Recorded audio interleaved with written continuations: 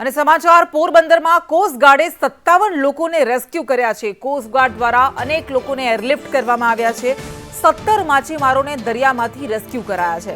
Coast guard દ્વારા rescue કામગીરી હજુ પણ યથાવત છે। તમામ લોકો જે ફસાયેલા છે તેમને સુરક્ષિત ખસેડવામાં આવી રહ્યા છે। વધુ વિગત સાથે સંવાદદાતા ઋષિ થાનકી આપણી સાથે જોડાઈ ગયા છે। ઋષિ, યુદ્ધના ધોરણે આ એરલિફ્ટ ઓપરેશન ચાલી રહ્યું છે, રેસ્ક્યુ ઓપરેશન ચાલી રહ્યું છે।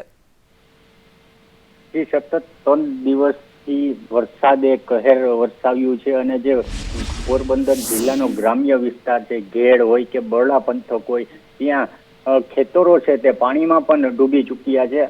હાલ કોસ્ટગાર્ડ અને નેવી દ્વારા રેસ્ક્યુની કામગીરી યથાવત રાખવામાં આવી છે। વાત કરીએ તો 2 દિવસમાં 57 જેટલા લોકોનું એરલિફ્ટ અને તથા બોટના મારફતે રેસ્ક્યુ કરવામાં આવ્યું હતું અને વાત કરીએ સમુદ્રમાં પણ કોસ્ટગાર્ડે તેમની કામગીરી છે તે શરૂ રાખી છે અને ખાસ કરીને માછીમારો જે ફસાયા હતા સમુદ્રમાં તેમને પણ એરલિફ્ટ કરી અને રેસ્ક્યુ કરવામાં આવ્યા હતા અને સારવાર આપવામાં પણ આવી હતી।